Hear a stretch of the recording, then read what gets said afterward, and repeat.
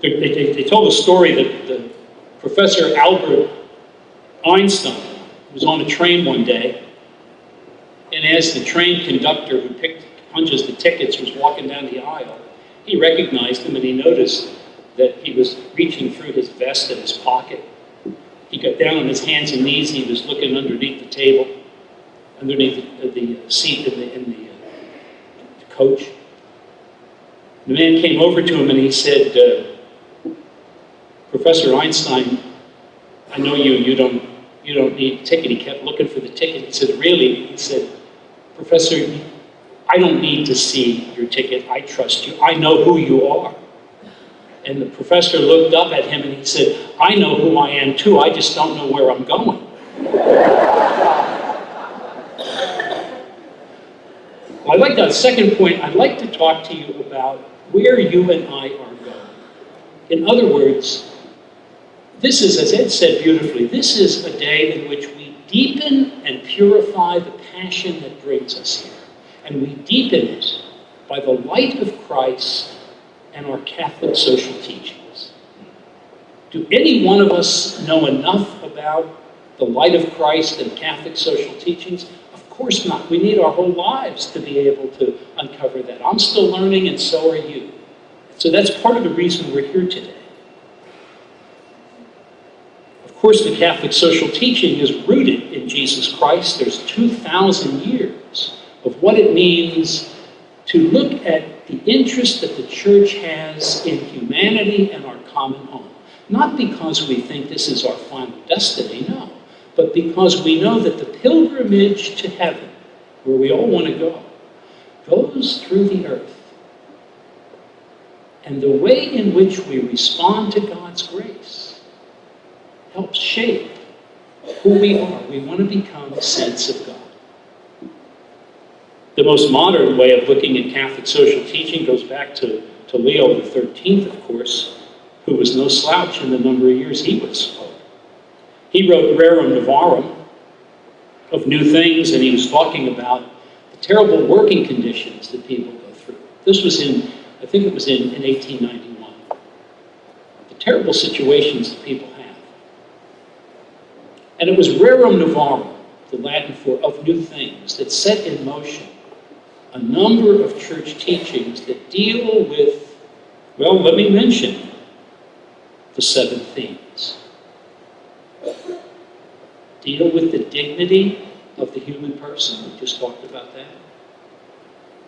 That we'll never, ever be able to appreciate the dignity of anyone in front of us. Secondly, the great gift of the family as the building block of society as well as the church. Thirdly, both the rights and the responsibilities that each of us has. We have rights to be engaged in life, but we also have responsibilities. That's the third thing. There's 7 things. The fourth one, the special option for those who are poor and vulnerable. I'd like to say those who don't have a voice, we need to bring that voice to them, to the world. That might be a child in the womb. It might be someone at the very end of their lives who can't even speak. They can just about sip water. It might be a poor person who's just never been given opportunities. It may be a refugee family who's simply looking for a better life for their children. The dignity of work. How important work is. Our using the talents God has given us for others. The 6th is solidarity, meaning that we do things together. That's not an option. That's part of Catholic social teaching. That we are human beings who do things together. We're a church that has a social nature. And then the final one, care for our common home, something that Pope Francis has talked about so beautifully. Care for God's creation. What a serious responsibility you and I have to do that. What's at the very base of this? It's really simple. God has a plan. We don't make things up as we go along. God has a plan. Just as I began this talk talking about your vocation, so I talk about God's plan. And that plan is not for you to say, well, what's in it for me? It's rather to say that nothing should be a barrier from seeing the dignity of the human person and that person's home on earth. Race should not be a barrier. Handicap or disability should not be a barrier. The age of someone, whether that person happens to be 3 weeks old or 115 years old, the dignity remains the same. Nothing should be a barrier with that great dignity. Now there's two temptations. You know that basically it's very simple. We're supposed to avoid evil and do good. You might say, well, gee, Archbishop, you should have just said that in the beginning and we could have been home right now to watch the game. If you read Forming Citizenship for Forming Consciences for Faithful Citizenship, the document of our Bishops' Conference that's always issued about a year before a major election. If you read that document, as you're forming your conscience, it's really just saying you need to avoid evil and you need to do good.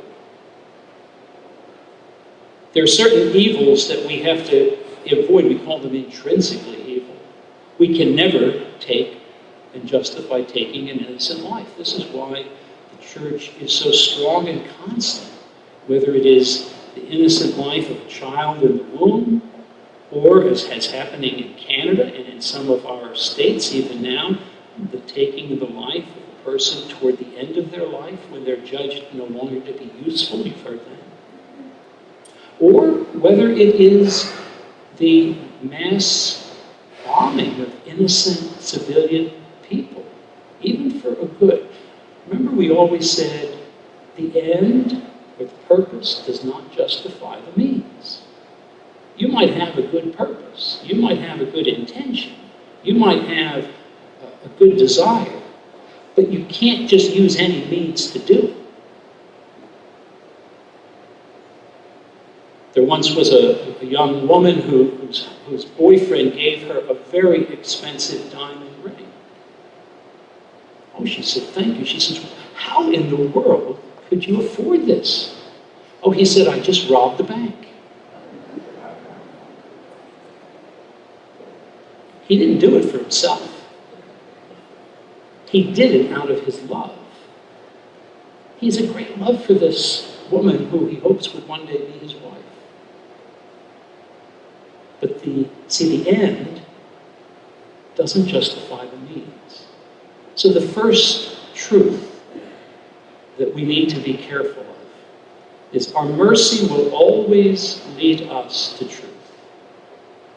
We can never intentionally do something that is evil. That's all through the document. And the second thing is, having said that, we have to do more than just avoid evil. Do you remember, any of you go to Mass on Sunday? Good, oh thank God. I was hoping I would get more than 3 hands. Are you struck as I am when we say the long form of that? I confess and I say, for what I have done. You remember that second one? And for what I have failed to do. For what I have done and for what I have failed to do. So we have to avoid doing something that's intrinsically evil, but we also need to ask sorrow and confession and forgiveness for what I failed to do. And so when I fail to reach out and turn my back on someone in need. You and I know that we've each been taken advantage of when we try to reach out to someone in need. Every time someone asks me for some help when I'm walking along. That's the other thing about wearing a collar, is not only do you get to ride the elevator at Churchill Downs, but you also get people coming up, they know, they trust the collar, and they say, Father, can you help me? I don't know the percentage of times when You give a little help, whatever you can, and you're being taken advantage of. I do know this, that at the end of my life, the Lord Jesus is not going to say to me, now we're keeping track of this, how many times have you been taken advantage of in life? He's simply going to say, what have you done for the least of my brothers and sisters? We do it with both eyes open. We try to be shrewd and wise. We try not to do something that's not going to have a permanent good effect on people. We want what's good for them. We don't want to feed an addiction, for example. But when all is said and done, if I have to make a mistake, I better make mistakes going on being too generous than the opposite. That's basically also what Pope Francis is saying. So, this is getting near the end of my second of 3 points. Mercy and truth. Jesus always called people who he encountered to conversion. He always asked people to become a better self. He always did that. In fact, often, if you read the gospel passages, don't you hear him say, I feel like he's saying it to me, go and sin no more. Do you remember when he said that? He said it often and often. But here's the key. That was never his first word. As often as Jesus said in the Gospels, go and sin no more, he never said that as the first word. His first word was always an invitation. Let me walk with you. You know, when I was ordained a priest in 1972, I didn't know what was called now the art of accompaniment. Now that Pope Francis, I just met with Pope Francis on October 6th. It's the last meeting, I guess, that I'll have, certainly I'll have as the president of the Bishops' Conference. But at it, I thanked him, especially, we talked about a number of things, his visit to the United States last September, and then his visit again to Mexico, and he came to the border in El Paso in February of this year. And I said, Holy Father, one of the things that has touched everybody's heart, but including myself, is this notion of walking with people in need. And I said, when I was first ordained a priest in 1972, I didn't know it was called the art of accompaniment. I wish I did. That sounds pretty good to me. But I did know this, that when I looked around and I saw the priest, that I thought, I hope I can be a priest like this father or this father. It seemed always that the priests who I chose as a model, some of them still don't know. I got to write to them, because some of them still don't know I chose them. But when I looked and saw who I want to be like, who's a good model, they had the capacity to do two things. They always began by walking with people, by reaching out and accompanying people, by trying to listen and understand. And then, like Jesus, then they led them to conversion. Go and sin no more. Very important on the way in which kindness and truth meet.